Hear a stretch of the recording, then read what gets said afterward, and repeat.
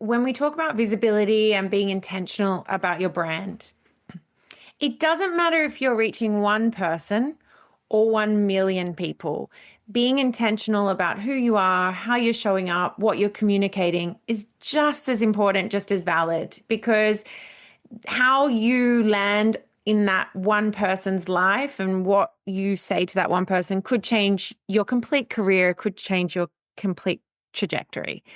So I'm not out in the world talking about personal branding because I'm under any illusion that everyone wants worldwide fame and influence. There are so many people that would resonate with what you're saying, and Johnny, that, I just want to do my work and I don't want to be out in the spotlight. And it's really important that we talk to those people and say, we're not saying you have to do that. By thinking about your personal brand, it's just as relevant if you're reaching a small audience. What I would say, though, is where most people get caught up or get stuck is that they automatically associate personal branding with self-promotion and that they're doing it to somehow stroke their ego, or they're doing it because it makes them look good. And I would say to those people, really, the magic lies in you getting out of your own way, starting to see yourself as a vehicle for your work, for your message, and that visibility, it's actually not about you. Welcome to the Wisdom We Share podcast, where ancient truths and modern intelligence weave together to inspire, ground, and shape us for a wiser, awakened life. I'm Anjani Amrit. And I'm Robin Wald. And together we bring you fascinating conversations from the worlds of spirituality, science, and human behavior, so you can connect to your own inner wisdom, joy, and clarity, elevating the way you actually live your life. Carlii Lyon is a powerhouse in personal branding and media with over 20 years shaping stories of global icons and high-profile talent. But what's captivating about her is not simply her resume. It's what she's learned along the way, how she's weathered the industry shifts, rejected the easy slogans, and found real value in the messy, human moments behind the brand. Today, we're not talking step 1, step 2 formulas. We're talking wisdom earned in the trenches of storytelling, visibility, and leadership. Carlii, welcome. Oh, thank you so much. Thank you for having me here. Super excited to be hosting you on our show today. So you've built your career helping others to be seen. I've known you for a long time. I've been watching in the wings, and I know that to be true of you. Now I'm curious, when did you feel invisible, and how did that moment kind of shape how you're showing up now? Because how you're showing up now is very differently, and it's really exciting. Thank you. The moment for me was on extended maternity leave. So that was the moment where I did intentionally step out of my career and, to focus on my 2 beautiful baby boys, and where I was really confronted with the feeling of being invisible was actually coming to the end of that, when I had decided, okay, it's time now. The boys are a bit older. It's time to head back into the world of work. And that's when it really dawned on me that, yes, I'd spent so many years building the personal brands of all of these amazing people, but I had never applied any of the thinking or the methodologies to myself. So even when I started to look at, where was the proof of all of the things that I had done? Where had I documented it? What had I done to build my own personal influence rather than just having enjoyed so much positional influence at the time? So that was really the moment. And it was quite a harsh moment of realization. Yeah. Go ahead. It's kind of like The Voice, that show The Voice, where the backing singers decide to be the front singers, and they come, they do their auditions. And I'm picturing this for you as well. And for everyone who's sitting in the back. And Robin might have a juicy question about that. Mm. Well, my question, it was so interesting just to hear your language around, and I might even get it wrong because it was new language for me to Yeah. hear the terminology. You were talking about positional. Can you repeat what you said about Yeah. instead of being out in the front in the limelight with the visibility, Yeah. what was the term you used about being in the background? So I had positional influence, which was Okay, I okay. had influence because of who I was representing. And Mm, I felt like when I was in my role, in my career, I felt like I did have a lot of influence and that I had built that visibility and I was being seen and I was known. But actually, it was only when I stepped out of that position, which most people see themselves in the job that they're in, as opposed to seeing themselves as a brand, that I realized I hadn't done anything to build my own personal influence, being just who I am, what I'm good at, what I've got to offer. I hadn't built that. I hadn't intentionally showcased that. So that was the realization for me. okay, interesting. Thank you for Mm. clarifying that. Because as you were speaking, I was thinking about we all influence people in many ways, Mm-hmm. right? And sometimes we're not even aware of the influence we have, right? Even a Totally. kind word or some way that we show up with someone influences how they then behave and pass that along. But it sounds like in the world you were in, you knew that you had influence with kind of big heavy hitter Yes. celebrities, corporate giants, and you knew that you had their ear and that you were influencing the decisions they made. Yep. Was there something about that that was dissatisfying in on some level that you felt like I want or need more? No, never dissatisfying. I loved the work that I was doing. I saw it as such an incredible privilege to be that gatekeeper for my clients, and I was so incredibly protective. Their brand felt like it was my brand, and I was really intentional for them about what they were doing and how they were showing up. I think really upon reflection, it was recognizing that yes, their brands were important and it was my role to do what I was doing. But there was something maybe disappointing or upsetting about the fact that I didn't think my brand was worth thinking about or working on or intentionally making an effort to showcase what I was doing. And I think that's really, Robin, where a lot of people find themselves is that they don't believe that they've passed some sort of invisible threshold where their personal brand matters. So they look at people out in the spotlight and out doing amazing things in the world, and they think, well, it makes sense that they're working on their brand and they're communicating, who they are and what they do. But that's not me. I don't need to worry about any of that because I'm just little old me, and it doesn't matter. I want to jump into this because there is a push and pull, I think, with business owners, with Mm, leaders, with women, with people in the communities around. There's a tension between me putting myself out there and, say getting assistance from a PR person or mm, working on my brand, polishing and sparkling my brand and putting myself out there versus I don't need to or want to put myself out there so much because I don't want to be seen in the spotlight. That's not what I want to do. I want to do my work quietly. mm-hmm, Well, there's a real tension there. And mm-hmm, I sit with it. And I've been sitting with that for the last few months, honestly, if I'm being honest. mm, It's like there's a part of me wants to be seen and oh, the big stages. And then there's a much more private part of me that's saying, I just want to do my work. I don't want to have to do all that stuff. I don't want to have to yeah. put myself out there because then I have to become something that I'm not. So what's Mm. your opinion on that? So the first thing I would say to that is when we talk about visibility and being intentional about your brand, it doesn't matter if you're reaching one person or 1 million people. Being intentional about who you are, how you're showing up, what you're communicating is just as important, just as valid, because how you land in that one person's life, and what you say to that one person could change your complete career, could change your complete trajectory.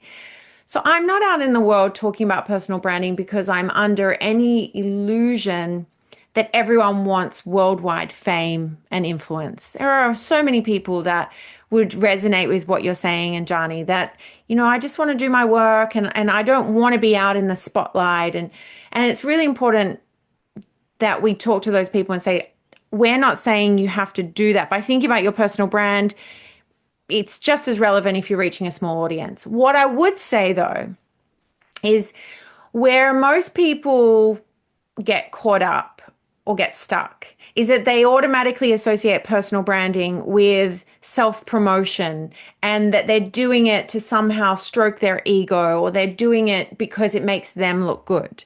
And I would say to those people, really, the magic lies in you getting out of your own way, starting to see yourself as a vehicle for your work, for your message, and that visibility, it's actually not about you. It's not about you.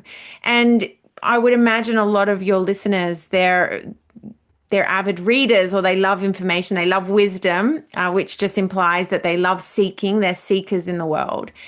So I would imagine that they love to read or listen. If you look at the authors that you follow, that you engage with, that you love, that have touched your life, imagine if they had have said, oh, you know what? I don't want to be seen. I just want to be out here. I don't want I don't want to have to do all of that. Well, the downside of that is people won't be touched. They won't be moved. They won't be influenced in the ways that you can influence them. That resonates so strongly. I love how you just said that, because Anjani and I have a similar feeling about, we just want to do work that has integrity, that's of service in the world, that expands consciousness and wisdom for people to connect with. And it's not about self-promotion. So Yep. to hear you say that, really branding is exactly that. It's not the self-promotion egoic piece. It is about just getting your message out so people can receive it. I'm wondering if you could tell us about how courage fits into that, because I know the title of your book Yeah. is about courage. So, where does courage come into putting yourself out there for a wider audience to receive your message? Yeah. So I am, and I talk about this in the book. It's one of the fundamentals of what the book is all about, or really the essence of what I represent out in the world. And I really genuinely believe that we are not humans having a spiritual, I'm sure you've heard this, not humans having a spiritual experience. We're spiritual beings having a human experience. And we've come into this world with this identity, with this body, with this image, with this likeness. And we have a mission, we have a purpose, we have a calling. And it feels very personal to us because we're the soul in this vehicle. But ultimately, it's about how do we use this vehicle, this beautiful vehicle, this unique package of all that you are, to have that purpose, to have that impact, to reach the people that you're meant to. And again, it doesn't have to be a million people. It could be a beautiful little corner of the world where you're in the world to light up just that small handful of people. Where the courage factor comes in is really where you need to have courage to let that happen, to be brave enough to be that channel, to be brave enough to take action on those intuitive nudges that says, reach out to that person that you don't know, pitch your business to that person or that group of people or that company that you want to collaborate with. That does take courage, because often the things that we want to do reside outside of our comfort zone. And as we grow, and certainly, this really does speak to those who are wanting to really expand their reach, it's scary. It's scary because there's greater accountability. There's more risk of being rejected. There's more risk of being criticized. And if ever there's a reason you need courage, it's when you stand in the face of all of those things, which totally go against really what we're conditioned to think we need to do, which is fit in and play to the status quo. Yeah, I've had a whole year, honestly, of of having the knockbacks and the rejections and the put downs and the runaways and a whole year of it. And it's been really interesting to observe myself going through that and looking at how, yes, it's very uncomfortable, but it also it in itself builds courage. So yeah, what would you say would be the thing that builds courage? Like, where do we get courage from? Your book is about the courage to be. Where do we buy it on a shelf? Do we download the app? Like, how do we get courage? Because I know a lot of people talk about confidence. yeah. And I say confidence is a result of courageous acts. And so what would you say to people who are saying, well, I don't have that courage? What would you say to them? I would say that they do have that courage. They're perhaps just not taking action. And this is where it's so frustrating, and it's not what anyone wants to hear, by the way.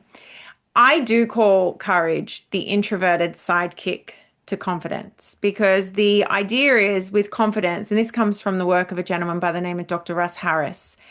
He has a perfect quote. He says that the feelings of confidence can only come after taking confident action. So you can't feel confident until you've taken the action. So then we need something to propel us to actually take the action. What is that? It's the courage. And you said it beautifully, Anjani. It is built on courageous acts. How do you get that? It really is a case of just acting, like making it a thing you do rather than a thing you feel. So what would courage or a courageous act look like? It would be sending the pitch. It would be speaking up in that meeting. It would be putting yourself out there in a way perhaps you've never put yourself out there. It's more an action than a feeling, if you like. And when you make it more of an action, then you can really start to rely more on your rational logic mind rather than waiting for something, a feeling that actually is illusory. It doesn't exist. It's not like you have one moment where you go, oh, I'm ready to be courageous. This is what a courageous act is going to be. And to do that, that's what courage is all about. Yeah, it's a choice point for me. It's you have to make a choice and do it regardless of the outcome. And I think that builds the courage, like you say, taking the action, because every action you take and every failure that you experience, then that builds something else to the foundations of our courage. Right. It's a topic we could talk about forever.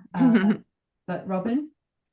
Well, I'm actually curious. I want to go back to what you said about that we're spiritual beings having a human experience and that we come here with a mission and a purpose. And as an astrologer, I know that many people who come see me are really seeking to align to their purpose. And sometimes they're confused about what that is because they've followed someone else's script and the expectations their parents had or something they started with that they're no longer passionate about and don't feel is really their true mission, but they're too afraid, again, the courage, too afraid to take action to change that. And they're seeking some kind of guidance or validation to be able to find the courage to align. Yeah. I'm curious for yourself in your own journey, when would you say that you really understood what your purpose and mission was? Was it really after becoming a mom and needing to get back in the workforce, or was it something earlier on, but you just didn't put it into action until that moment? I think it's a combination of both. One of the things that I talk about a lot with clients is I think language plays such a big part in the confusion that we may feel around this idea of purpose. Because a lot of the time the term is to find your purpose, right? To look for your purpose. And I change it up in saying that purpose is something that we can choose. And that by using the word choose, it also liberates us to know that the purpose that I choose today might be different to the purpose that I choose in 5 years' time. So I do believe that there's always been a part of me that has felt called to use the power of the media, to use communication to help light up the world. I've always felt like there was something that I wanted to do and what wanted to represent as an individual. But where I really chose, okay, this is what I want to be out in the world speaking about. This is what I want to be out in the world representing. Yes, it was that moment of in maternity leave. But yeah, I would say to people, just choose your purpose. What do you want? What do you want to represent? And then go out in the world and play with that, experiment with that for a year. Nothing is in concrete. Like you can play with something, experiment with something, and it can be almost a bit of a self-fulfilling cycle when you do that, because you can go out and say, okay, this is what I represent.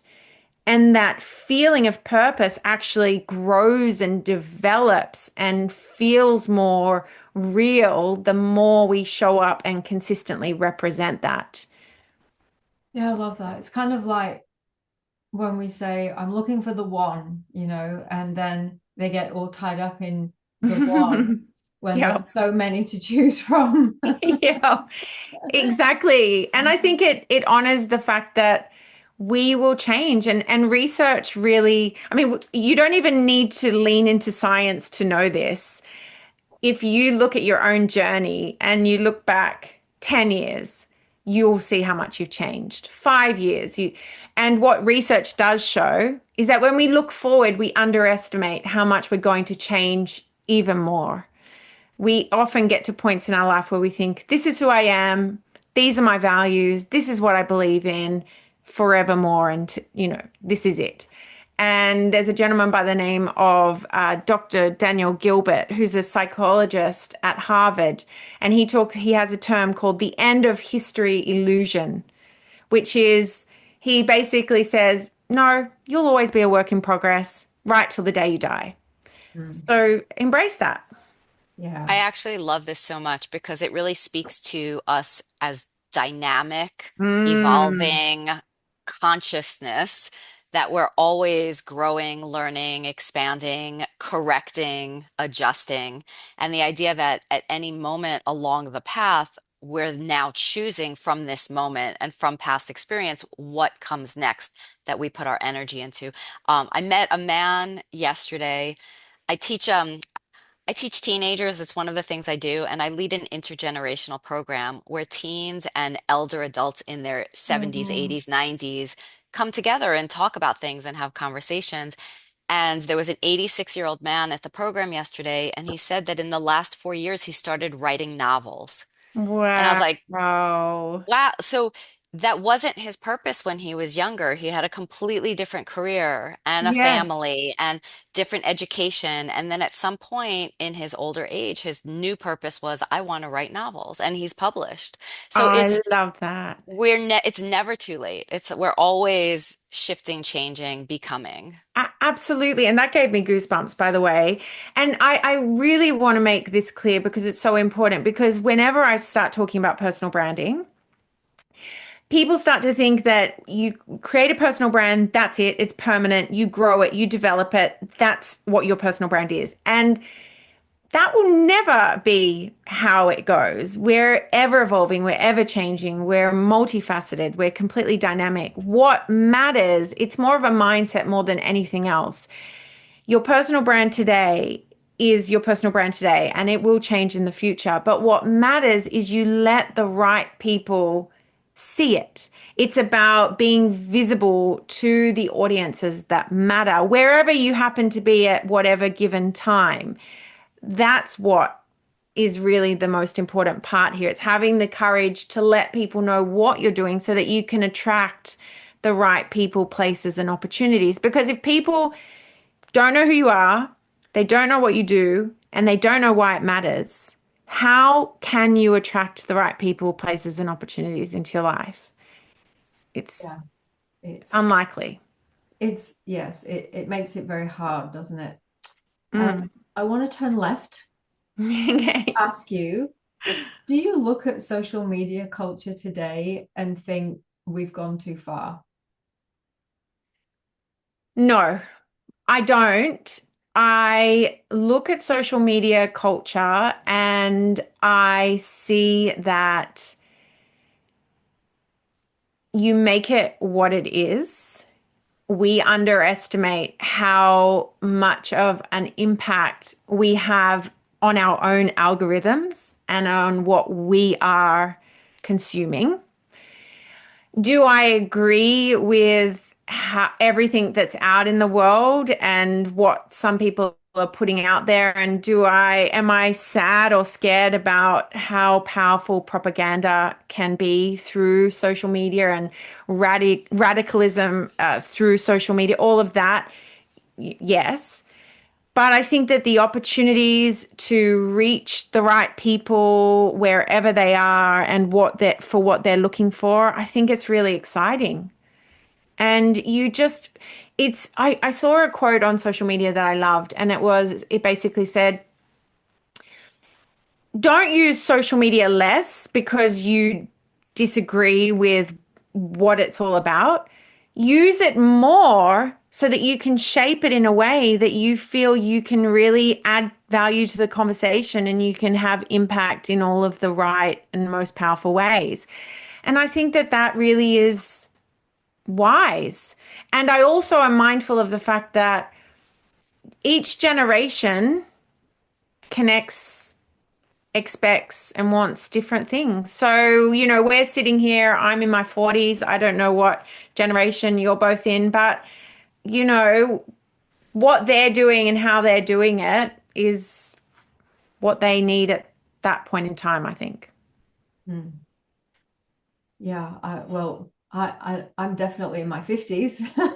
And I agree with that. I love that take on social media, because often people who have, really good ethics and morals and values, care about themselves, about the people around them, will shy away from something like social media because they see it and they go, oh, I don't want to get involved in that. And I love your take about, well, we all have a responsibility to speak up and to show up. And this is the new way of doing it. This is a new way. This is our new family in a way, isn't it? Social media. It's how we communicate and connect with each other as humans. And I really love your take on that. It kind of empowers people to step up and be brave and have the courage to do that. Yeah, I look, do I think that people still need to be intentional? I do see, coming from and looking at it all through the lens of a former publicist. So, it was always my role to be very clear and intentional about how my clients were putting themselves out there. And any high profile individual will have a full team of people around them, making sure that what they're doing is on brand, that they've thought through all of the pitfalls and downsides and possible consequences of how they're showing up and what they're doing out in the world, and how they're building their public profile. So we have to remember that those people who had public profiles were always doing it with a full team around them. We've now given this ability to everyone. And do I think that it's a new toy that people are still really understanding and getting used to?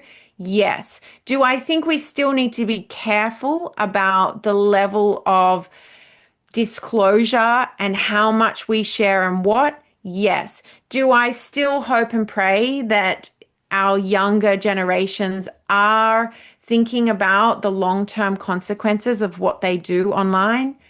Yes. But with all of that said, I still think there is so much magic in the fact that we can now connect in such a big way. Look at what you're doing with this podcast and being able to reach people that you would never have been able to reach in places you would never have been able to reach them. And that's such a gift. Yeah, I think it is. And I think that it is a contentious topic, and I just want to thank you for your wisdom on that. You are clearly across it. You clearly have a really healthy approach to it, which is kind of rare. Thank you. I'll take that as a compliment. Thank you. It's absolutely Um, given as a compliment. I would love to shift topics slightly because one thing that you let us know about as a new interest in a way that you're having fun these days is that you've recently discovered the tarot and Yes. have been playing with your new Rider-Waite Smith deck. So I'm an intuitive tarot reader and I use that as part of as a tool for coaching and to help people evoke their own answers and wisdom and guidance. And I'm curious, how are you playing with the tarot? And how Mm. did like what inspired you to take that up as a new hobby? I've always, I think back to when I was in my early teens. I loved crystals and I've always loved the world of wellness, spirituality, self-help. And if I look back through my journey, this is a long answer to a short question, but I always loved it. But there was a period in my life where I pushed it to the side and maybe not, I was secretive about it. I wasn't displaying or declaring that these were things that I was always listening to my intuition and I believed in all of that part, guides and all of that. But I've recently I feel like I've come full circle, and the older I get, hopefully the wiser I get, I'm really starting to think, oh my God, we have got access to so much guidance and insight and just powerful direction by using these tools. And so a girlfriend gave them to me for my birthday this year in March, and I use them all the time for everything. And I'm becoming really unapologetic about the fact that I am woo-woo. you know. Yeah. I love that. Do you happen to have a favorite card in the, like if you look at the major arcana as archetypes for, you know, what era you're living into right now as part of yourself that's expressing, do you have a favorite card that you're playing with or inspires you? I get excited every time the magician emerges because I think that that is very much aligned with where I feel I'm at right now in my journey and creating new opportunities and that idea of just letting things start to emerge and just trusting in how things will unfold. And I don't know what your take on the magician is, but that's my take on what the magician represents. Yeah. Yeah. I mean, I think your take is what matters the most. I think Mm. everybody's individual connection with a card is what matters, but the only maybe language I would add to that is that the magician to me is very much about co-creating with the universe. Mm. So it does feel like that is what you've been doing with this book and putting your own brands out there, that you had all the tools always, but now you're stepping into co-creation with those tools. Yeah, it's Yes, I beautiful. love that. I will really be taking that on board. And I really made a commitment this year. At the beginning of the year, so the beginning of 2025, my word was infinite because every year I choose a word and that's the theme of the year. And my word was infinite. And for me, it was about really tapping into that infinite intelligence. And I've just found by being intentional about listening to my intuition, some of the things that have come through and some of the opportunities that have come out of it have just been phenomenal. I love that we can have this conversation. I think many people, particularly women, are closeted spiritualists. And Hmm. I don't know about other countries, but definitely in Australia, that we use that word woo-woo on ourselves. We Mm, weaponize that against ourselves. true. And it's interesting to hear the dialogue around that, and that we have to, if we're talking about the non-physical, which is as real as the physical, is basic physics, gases, liquids, and solids, Yeah. that we have to label it, woo woo. And I think the more conversations we can have about this, and the more we can all come out of the spiritual closets and Yeah. be open and honest with our intuition and our higher consciousness and awareness and, you know, all of those things, then it helps normalize it for everyone else who's in the closet who fear. And it helps others have the courage to step out and share this wisdom with others. What do you think? I completely agree. And I actually think from now on, we should actually make a commitment not to use the word woo-woo. We should Yay. wipe woo-woo out of our vernacular because it is so true. And I find a lot of my clientele are executives in the work that I'm doing today. And I'm working with some of the biggest brands in the world, and my head tells me that, well, this sort of dialogue and these sorts of stories aren't going to be relevant. They're not going to connect, and they're not really, it's not the right arena for them. But yet, my actual experience tells me that it is. And it's more, I just finished a coaching series with an executive, and she specifically said, I loved that there was an element of spirituality in the work that we were doing, that it wasn't just about the black and white, the rational, it was about connecting into that voice or into that energy. And so you're absolutely right. Yeah, I have the same experience with my mentoring clients as well. Mm. High level leaders in large multinational organizations. And the one thing that always, always, always surprises me is that they love the spiritual aspect. They love that aspect of, you know, bringing in intuition, inner guidance, looking at energetics. That's the thing that they really love. And yet still we're hesitant to put it out there. We can be hesitant to put it out there and say, hey, this is part of what I offer as well. So thank Well, you I'll just for say that. my personal brand is all about offering that. Yeah, yeah, So that's exactly why people come to me, because they yeah, know that I'm going to coach with that integrated awareness of the yeah. astrology and the tarot and the intuition and the spiritual wisdom. As we wrap up, I'm curious if you have kind of a regular daily or weekly spiritual practice. What do you do to reconnect with your inner wisdom and consciousness? For me, it's walking. I don't know where I heard it, but I heard someone say that when you walk, that's when angels talk to you. And so every time I go for a walk, which I love to go and walk out in nature, I really feel like I get lots of messages and insights and ideas. And I sometimes find myself, hopefully nobody, or maybe hopefully people do look at me as I'm doing this now that we're talking about, you know, getting out in the world and representing this more openly. But I'll be walking and I'll go, oh, yeah, that is such a good idea, like to myself out loud. So walking for me is my practice, and it's yeah, it's a beautiful sacred time for me. Yeah, I have the same practice. It's just the best. It does Mm. so many levels.